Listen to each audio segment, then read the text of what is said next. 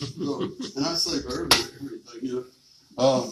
But then the retirement poem happened to me, and this is it. It's called The Final.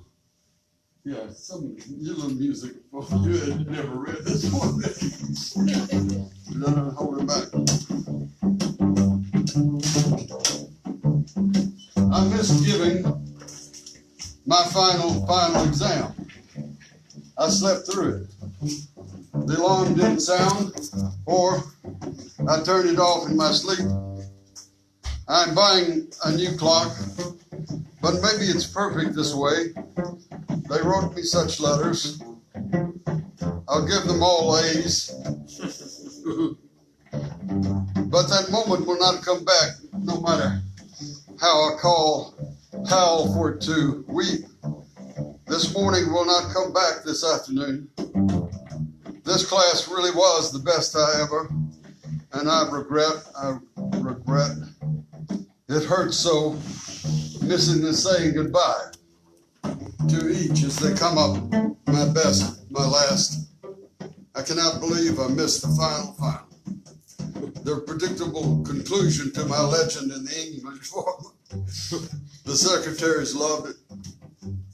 I cannot believe it. And I won't say I'm sorry. I am sorry. Like my mother used to call unreliable hired help. You can't count on him, he's just sorry. You never know if he'll show up. I'm so sorry I won't say I'm sorry.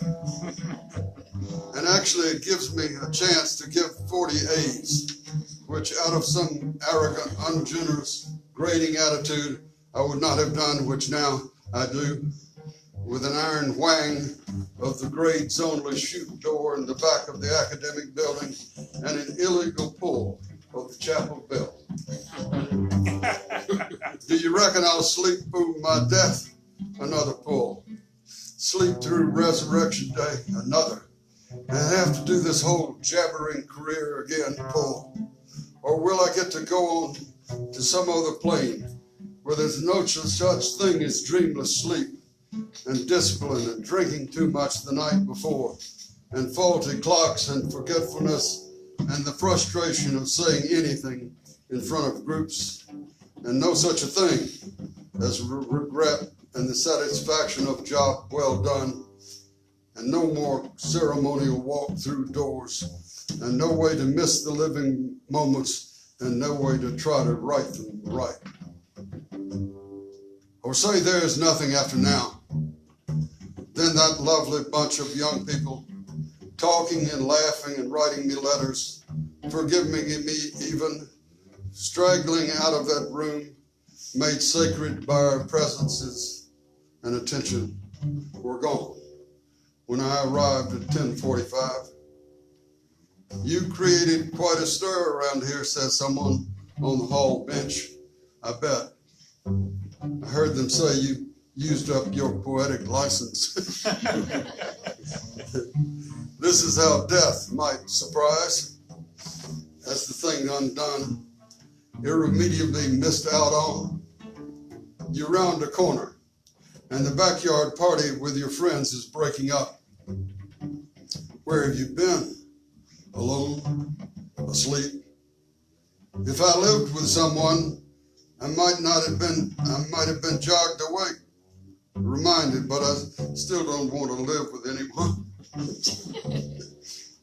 I am unrepentantly, sufficiently, some would say terribly, alone. Look at me and be frightened.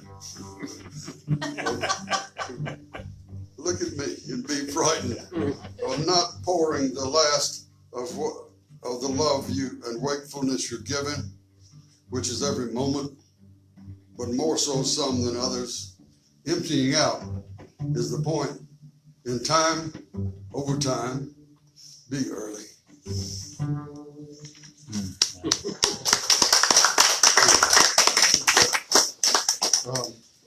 You remember the New Year's Day nap? We all know it's a shape note hymns. Oh, it's Sacred Heart. Sometimes it's Christian Harmony, an oblong book. People around here, I'm sure, sing those old songs. So this has got some of those old hymns in it. It's about the time when my kids, I have two boys, and they went off to college within a few years of each other. One to Georgia Southern in Statesboro, and the other to Sonoma State in north of San Francisco. There could not have been more different colleges. Benjamin just majored in meditation, Sonoma State, he didn't read a book. Coleman didn't read a book either. This is called New Year's Day Now. Fiesta Bowl on low. I read that one time, James Hillman, the great psychologist, just put his head down and said, "My God, that's the most American line I ever heard." Fiesta Bowl on low. My son lying here on the couch, on the dad pillow he made for me in the 7th grade. Now a sophomore at Georgia Southern, driving back later today. He sleeps with his white top hat over his face. I'm a dancing fool. 20 years ago, half the form he sleeps within came out of nowhere with 1 million micro lemmings who all died with one piercer of membrane, specially picked to start a brain-making egg drop soup that stirred 2 sun and moon centers for a new painted sky in the tiniest ballroom imaginable. Now he's rousing 6 feet long, turning on his side. Now he's gone. I sound low-key, but this is the way I howl an old hymn. In the plaintive bass drone, a charm for accepting what happens in a stubborn question. Say, why in the valley of death should I weep, or alone in the wilderness roam? There's no one to worry about waking up with my singing. I've loved them, those 2 boys, so well that they left. We're after the fact now, out in nowhere again. We're I, and I am a line of music wriggling along like water, wanting to be ocean. Say, why, no, the cedars of Lebanon bow at his feet. The air is perfumed with his breath. Singing and talking, one vibrates with the other. Vapor mist going up this way, cloud come back around down. The old fa sol singers would not commit to words until they ran through the notes in broken lines of rain. The reverse of me, rocking my babies to old verses of Samantha or David's lamentation, who now in a shower somewhere murmur tunes they have no lyrics to. Allah be law, so do me, me. I never took them to church or told them stories about David or Samuel or Jesus, but they moved like fish or tadpole radios in the mud, flat on their backs on a roof, or breezing by. Maybe any motion is holy music, not only theirs. Remember how it went, then forget. Sliding, forget more. Sliding air in the throat, this song. It seems so soon to quit any shred of unfinished existence. La la la, so me. That somehow unbelievably is over. The growing of the corn, over and over. Our watery bodies keep moving. Hands give, eyes weep, feet walk, shoulders swim, the throat sings, the chest hopes, the genitals wait, and the thighs, their small stroke balance work of small stroke dancing work of balancing and lifting the thighs, slow move. A big river like forgiveness we can jump in, I and my strong boys, now men. Some songs don't ever get completely sung. They're sung by the blood, inside creeks and rocks and air. In some cellular Beulah land, the harmonizing water sings them. Fa-ti-do, so-fa-mi, re, do, ti, la, ti, do, mi, la.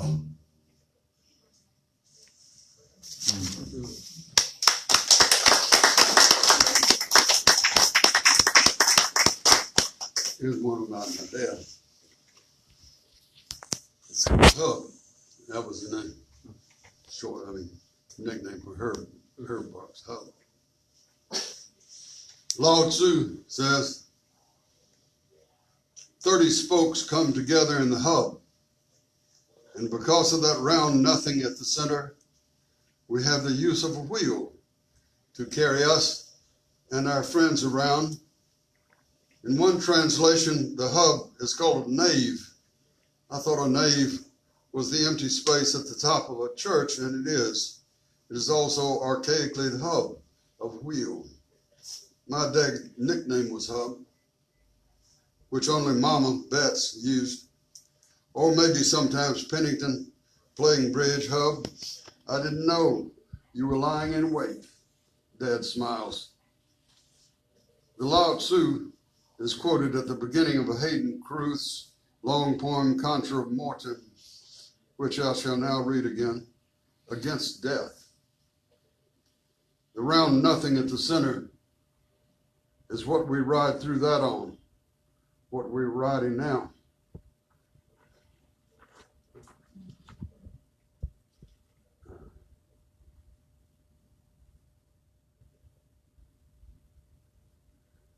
Billy Collins read that poem in the Georgia Review, and he said he just tore it out. He wanted to take it with him to see what I'd done in that poem. I'm not sure what he did. Here's some short poems, joyful for you. This is about a kind of laughing, that children do when everything gets to be funny. And they just see people, adults doing anything, stepping on the mat outside a door and the door opens. Or somebody doing algebra on the blackboard. That's very funny. When it worms and squirms, filling children to the tips of with the rain that washes the funniness of everybody going about their busyness. A man unfolding a newspaper. A woman stepping on an automatic grocery store doormat. The teacher doing algebra on the blackboard. This laughing is the best there is. We kneel when we hear it. Cole, just beginning to talk, comes seriously up the basement steps. From down where his brother Benjamin is hammering something, a flat, plywoody bam bam sound. He says to the kitchen adults, Harold is making a harp.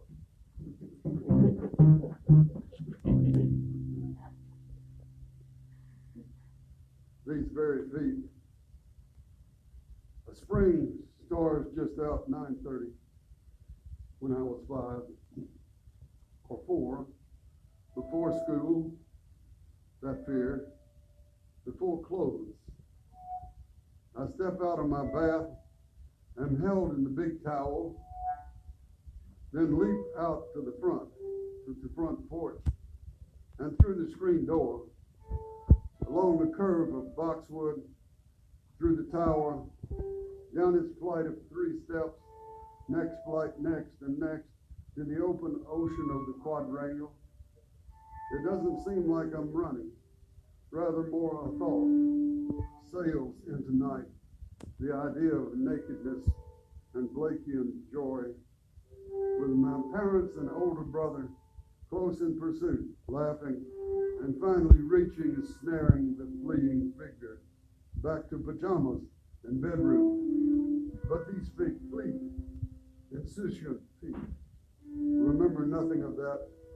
They became evening air and a bit of sky, calmly taking another kind of bath, with no telling how began their adoration of moss in the cool brick wall. That landscape is the landscape of my father's headmaster of Baylor School in Chattanooga, and that's I grew up on that hill in Homer County. This is a little short one. It's called Lame Strangers. Lame but not the blind, says an old white man to the not quite, I'd guess, so old black woman. They're passing each other in the airport. He with a silver walker, she with a green cane. No, not missing a lick.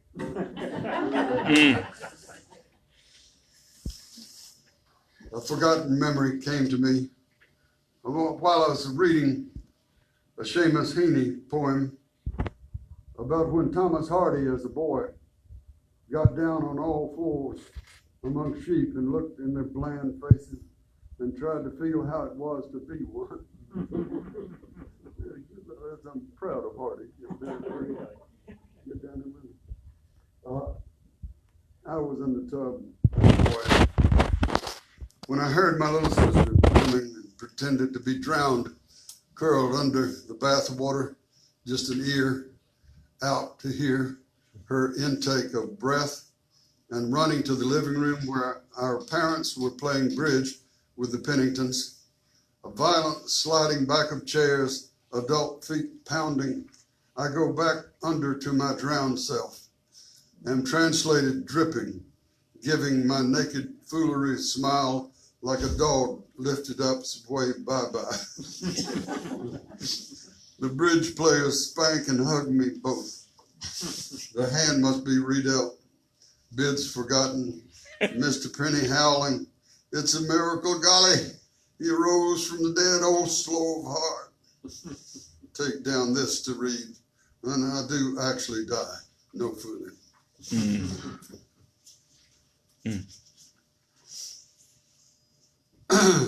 Well, lots of talking about growing up there about service, you know, you got to be of service. You got to do something that's of service. When the way you propose to serve others delights you, the doing up brings in some, though very little money, keeps you somewhat absorbed in the so-called facts of your existence and causes applause. When you almost disappear inside it, and if others seem nourished in the outcome, shall we call that serving? Oh fox, oh hummingbird.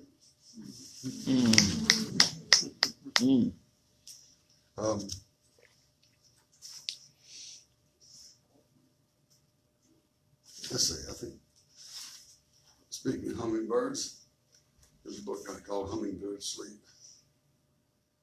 You know how hummingbirds sleep? You know the word for it? No. Noctivation. I was in a fifth grade class one night and asked that question. And this boy sitting right here he said, noctivation. How in the hell do you know that? He said, my dad said, what do you call it? Somebody sleeps on a bird. On the tongue. It's like you and your geography, right? That's right. Yeah.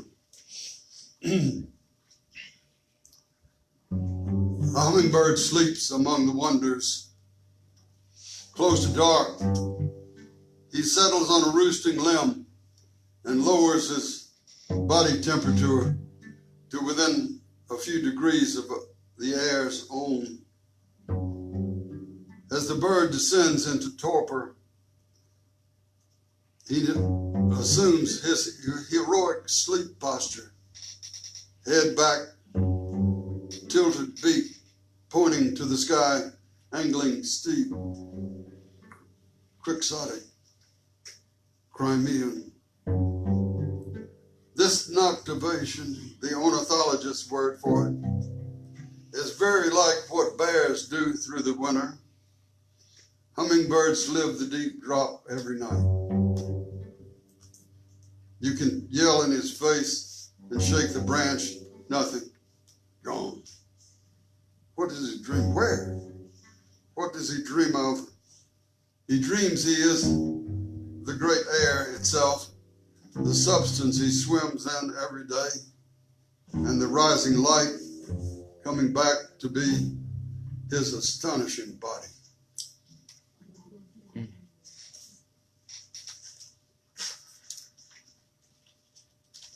I grew up right on the Tennessee River. It was a great joy to watch the paddle wheels come by.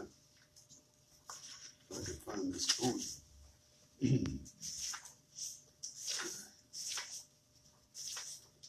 thought I had it marked, but I didn't. Sorry. Mid-afternoon, midsummer.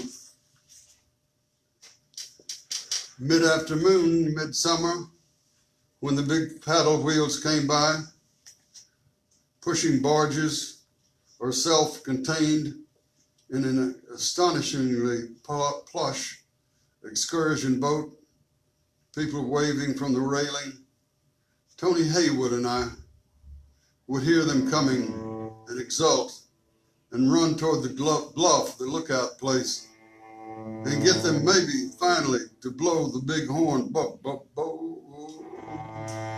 for no reason.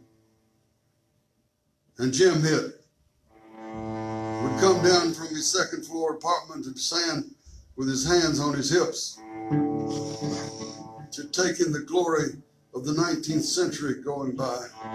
Mark Twain, Wordsworth, Dostoevsky, Stendhal, Balzac, several civil wars, and the deliciously profound slush of the wheel, digging deep for push and purchase in the stern swing of the bending toward the foot of the mountain heel of the moccasin. God, I'm almost back there standing with him again. I hear the others coming up behind us.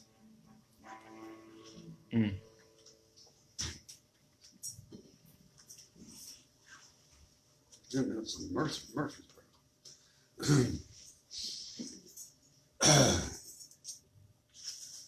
This is in celebration of Mary Oliver.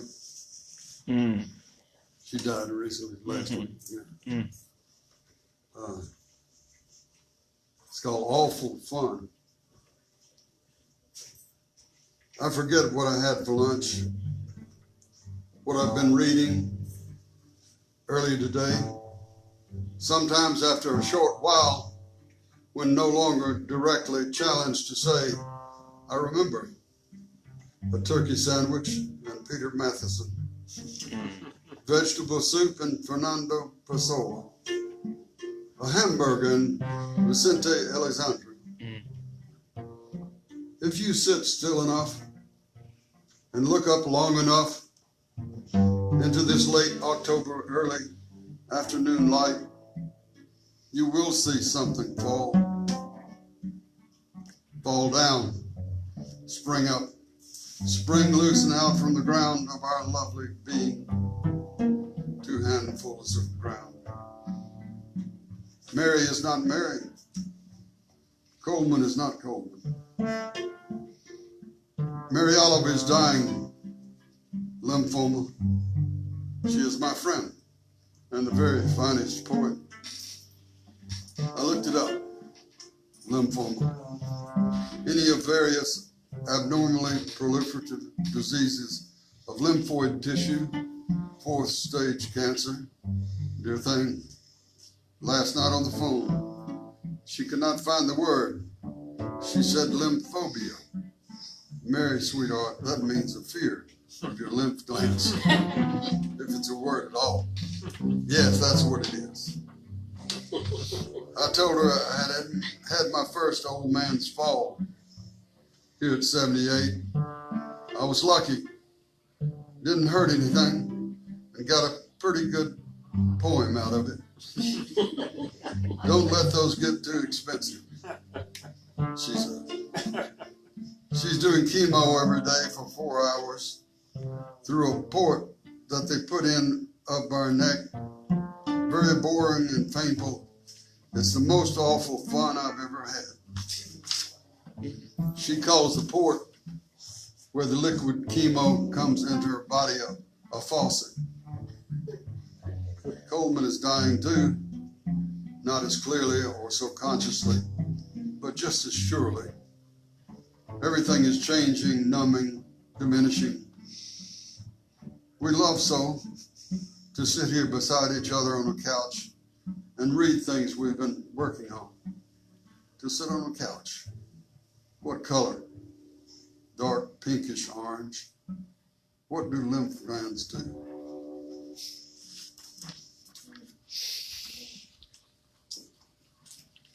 Downfall.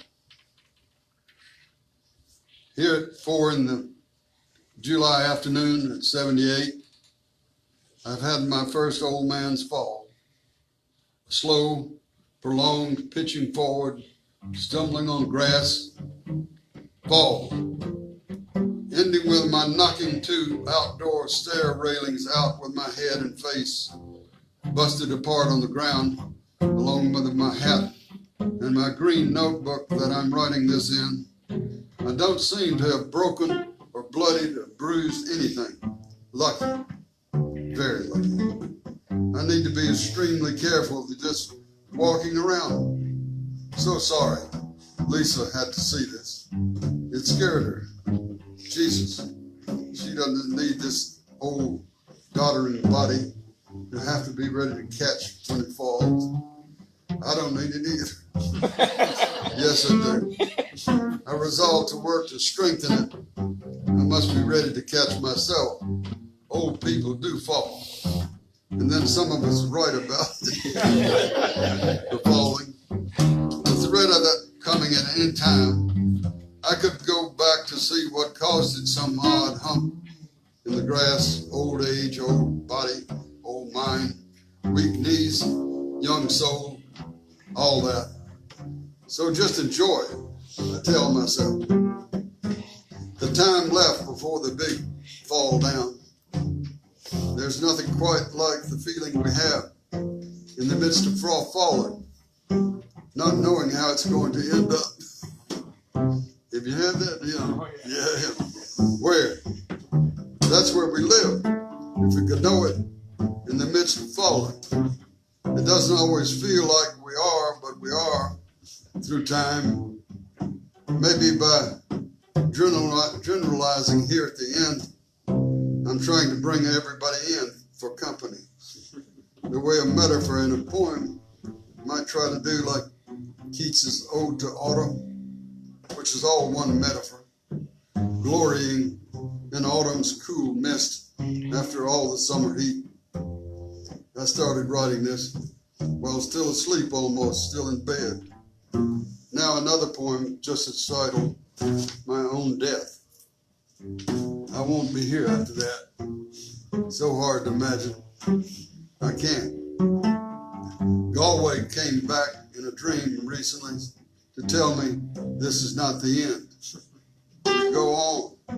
This is not the end. We go on. As the Indians have gone on into us, so we shall go on into others. He held up a blue bathing suit like one I had as a boy, or maybe the actual one, implying that I might put that on again. A new old body clothes. This is not the end. We will be again somewhere else. And maybe around here too.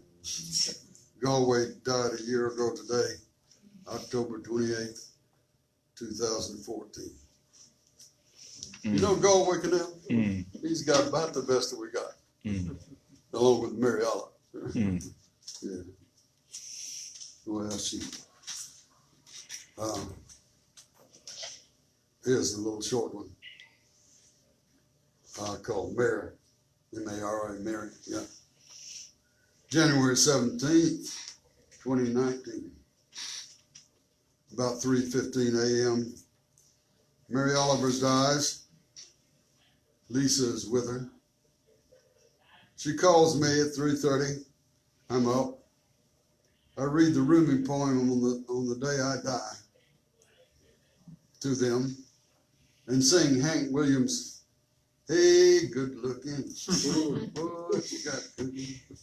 How's about cooking something up with me? Hey, sweet baby, don't you think maybe we could find a brand new recipe? I got a hot rod for and a $2 bill. I know a place right over the hill, so pop and dancing free. If you wanna have fun, come along with me. Hey, good looking.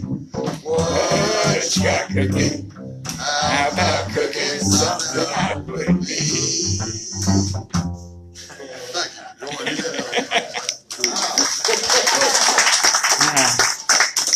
That's just a little "Hey, good to Hank Williams" in the middle of that poem. Who knows? Maybe after death we'll be even closer than we were here. So quiet.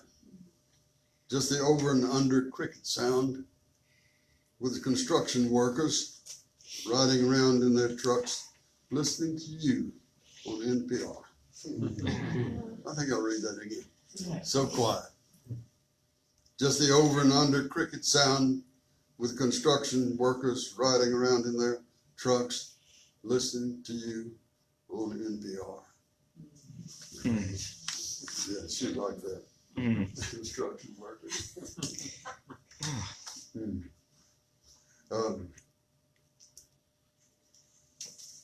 I'll wait one or two more here.